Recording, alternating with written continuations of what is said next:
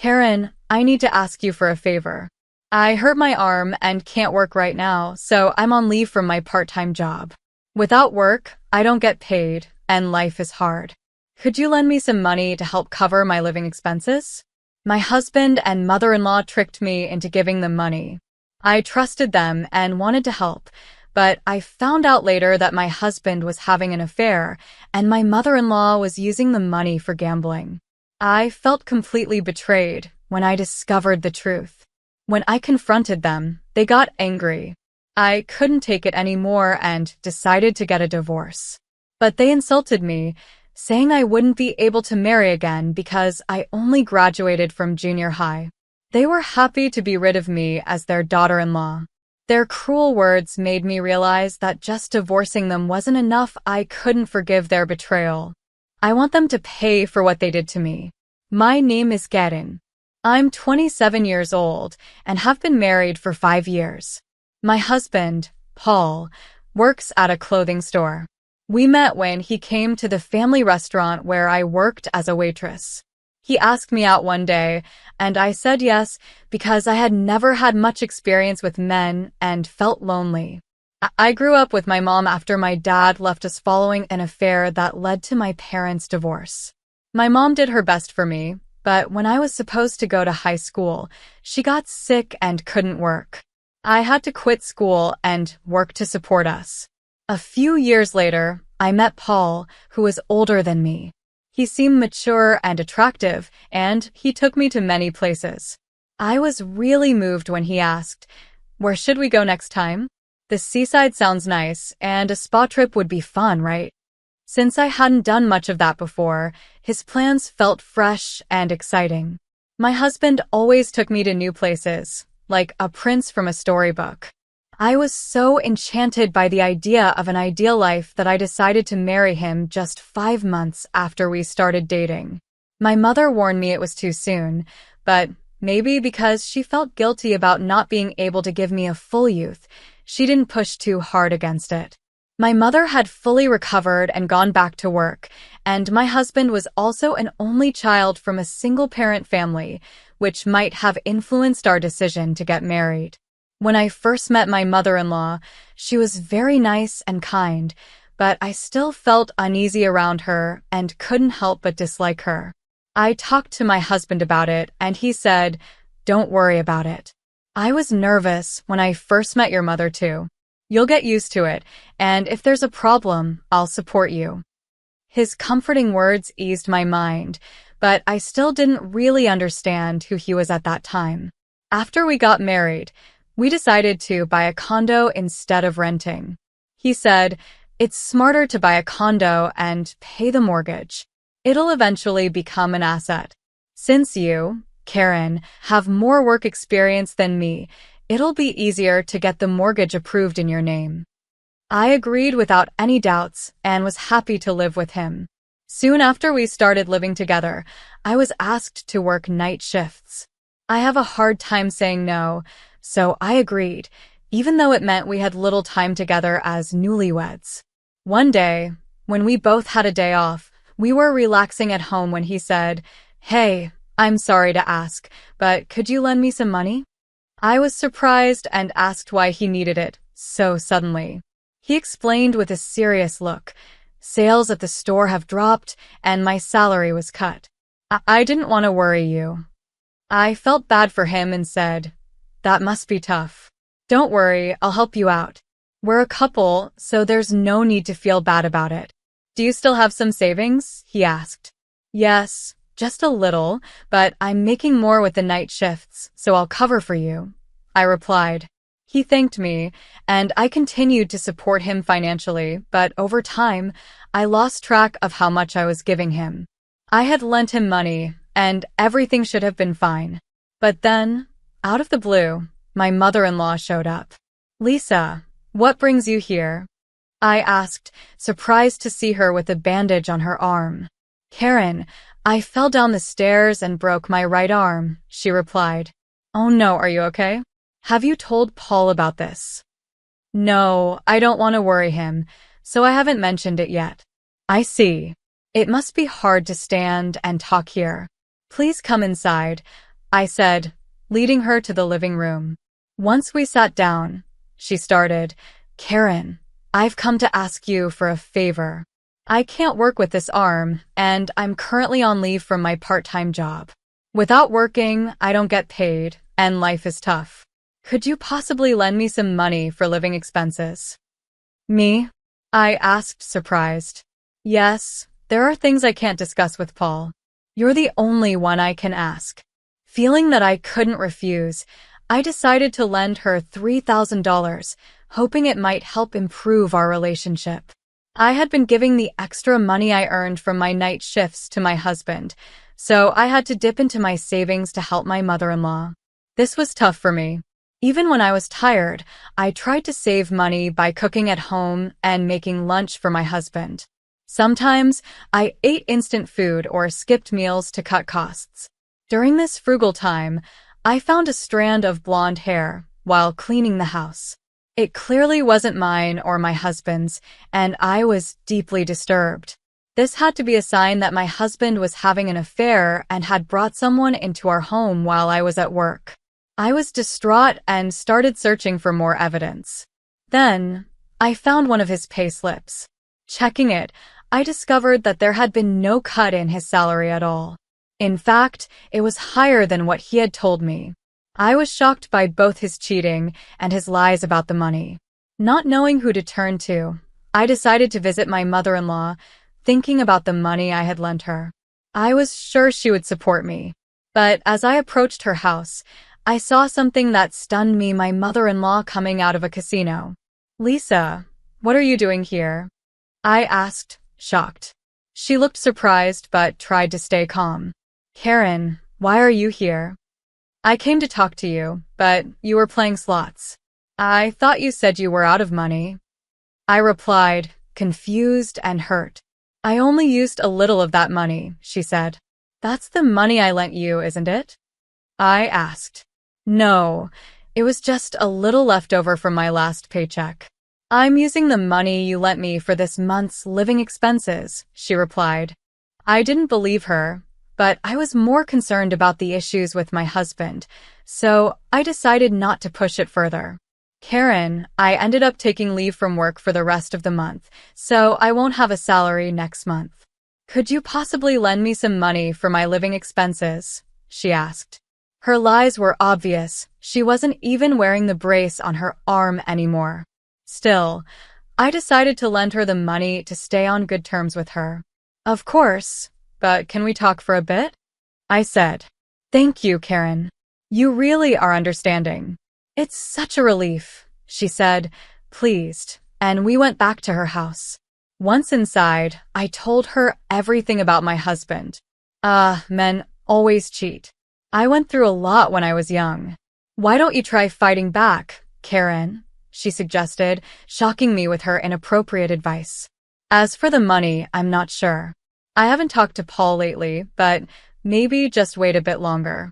He'll probably pay everything back at once. Her careless response left me speechless. So, can I borrow the money for next month's living expenses today? I have some bills coming up, she pressed. What, today? Could you come back in a week, at night? I asked. That's fine, she agreed. 2 weeks later, on my day off, I planned to confront my husband in front of her. The day arrived, and I eagerly awaited them at home. She arrived first. Karen, I'm here, Lisa said. Please come in, I replied. It's okay, I'll just stay here. I'll leave as soon as I get the money. I don't want to overstay my welcome in a newlywed's home, she said hesitantly, but it was clear she was only interested in the money. It seemed she had lost interest in seeing her son. Lisa, you don't need that arm brace anymore, do you? Then there shouldn't be a problem meeting Paul. He'll be back soon, so please wait in the living room. I'll give you the money secretly so Paul doesn't know. Don't worry, I said. Yes, I might as well see Paul after a long time, she agreed. I had invited her over to confront my husband with her present. If she left now, my plan would fail. Even if she was using me, I needed her to stay. I needed to use her to protect myself. She sat quietly in the living room, drinking coffee, looking like she didn't want to stay long. Then my husband came home. On my days off, he always came home at the same time, as if to show he wasn't cheating. "I'm home," he said. "Welcome back. Your mother is here too," I replied. Paul looked surprised. "Mom, what are you doing here so late?" "I just came to see how you and Karen are doing," she said. "Really? That's unusual. First, sit down. I'll make some coffee." I made coffee, and the three of us sat in the living room. Even though it was rare for them to be together, my husband and mother-in-law barely spoke. The silence was strange, almost like they didn't care about each other anymore.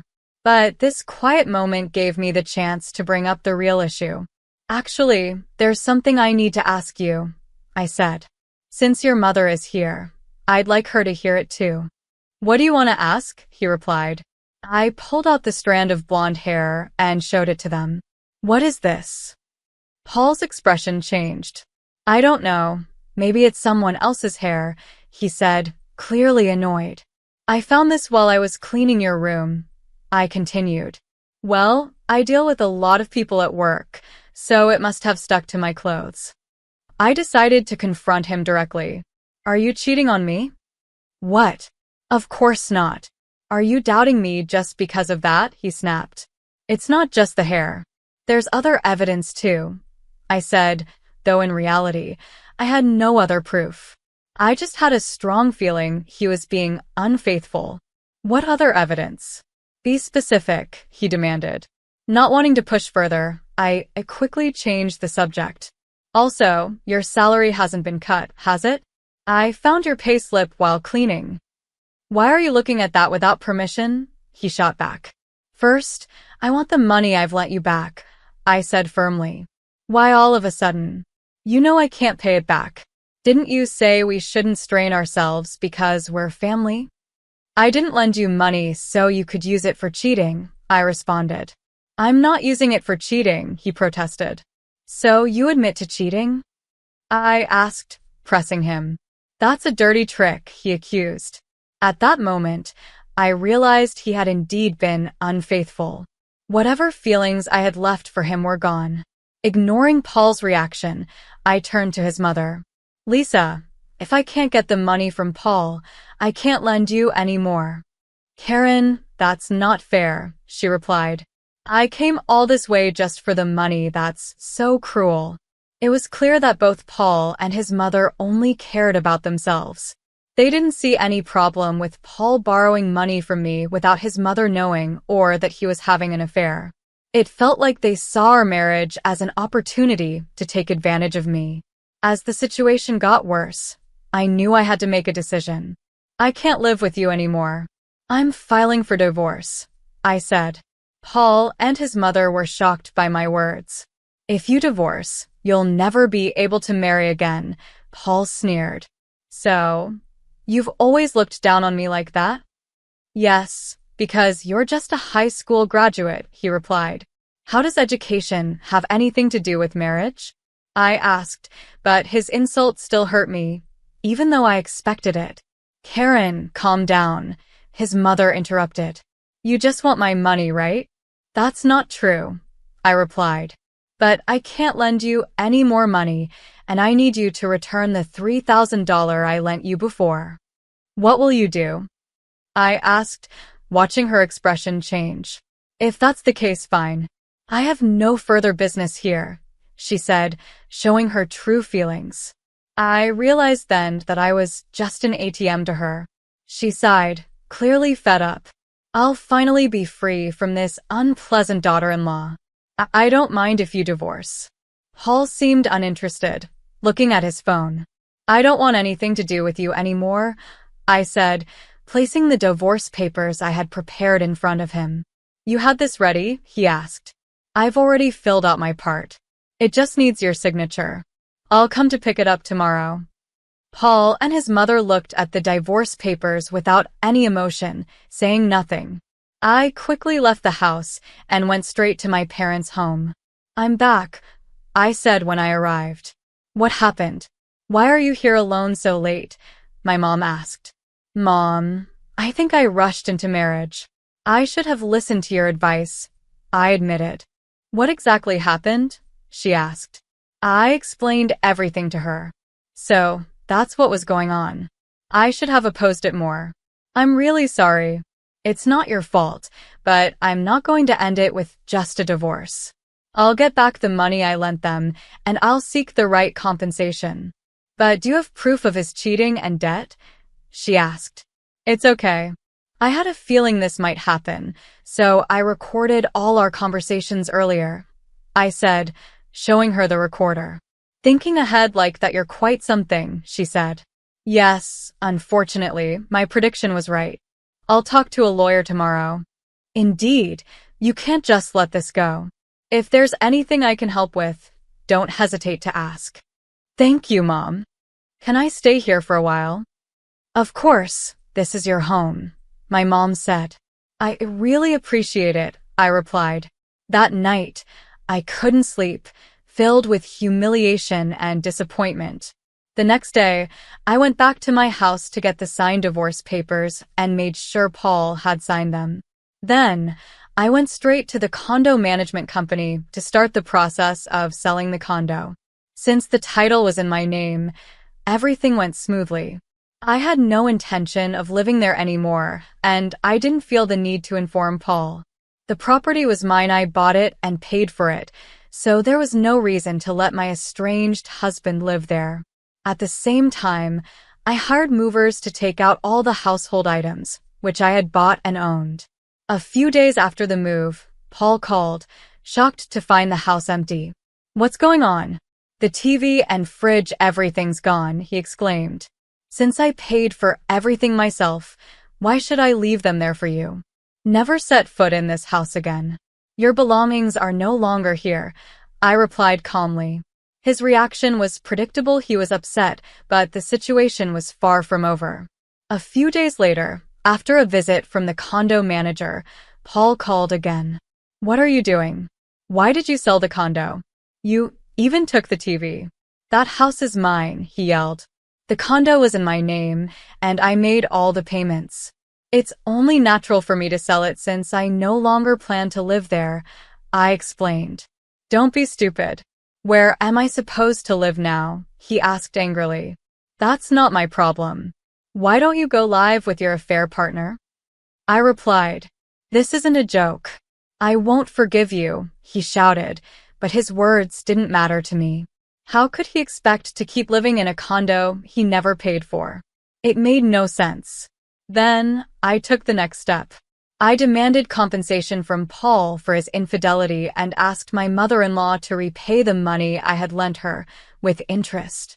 The day they received the invoices, I got an angry call from Paul. Hey, what is this? Why are you asking for so much money? He demanded.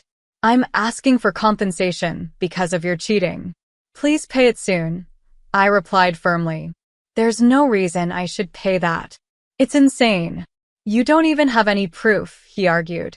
If you need proof, I have it.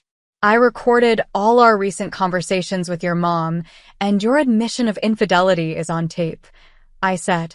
No way, you recorded it, he asked, stunned. Yes, I couldn't trust you anymore. If necessary, I can access the condo building's elevator surveillance footage to see who visited while I was working night shifts. Also, I've been recording all our calls recently. You said this won't end here, which could be considered a threat. I plan to claim additional compensation, I warned. All right, it was a mistake, he finally admitted. I won't contact you again, he said before hanging up. After that, I didn't hear from him anymore. My mother-in-law, however, did reach out. Expecting that my husband had told her something, I didn't respond. But she kept calling, and when I finally answered, she yelled at me. So you finally pick up, you terrible daughter-in-law. It seemed she hadn't heard anything from my husband. I calmly told her, I've recorded this call and all our recent calls. The fact that I lent you $3,000 and that you acknowledged it are all recorded. Denying it now is pointless. Why not just pay me back? Hearing this, my mother-in-law hung up without saying a word. Maybe she realized that arguing was useless. For me, it wasn't just about the money, it was about getting back at these people who treated me so badly. As a result, my husband lost the condo and had to move back to his mother's house. After being kicked out, his affair partner left him too. He tried reaching out to various people, including coworkers and clients, but his reputation was ruined when news of his infidelity got out. He eventually lost his job and had to take on several part-time jobs with much lower pay. This was the consequence of misusing my money. Now, he's working day after day to pay the compensation. My mother-in-law also had to stop gambling and started working part-time to pay back the money I demanded. Fortunately, the constant contact from them stopped, and I now enjoy peaceful days. With the night shifts fully staffed, I was moved to day shifts. During this time, my manager called me in and said, "I appreciate your hard work during the night shifts. You really supported the store. The higher-ups have noticed, and there's an offer for a full-time position. How about taking this chance to work full-time?" Transitioning from part-time to a full-time position was a very welcome opportunity. I feel hopeful about the future. From having nothing but a middle school education, I've now risen to a fulfilling full-time job, and I'm excited for what's to come.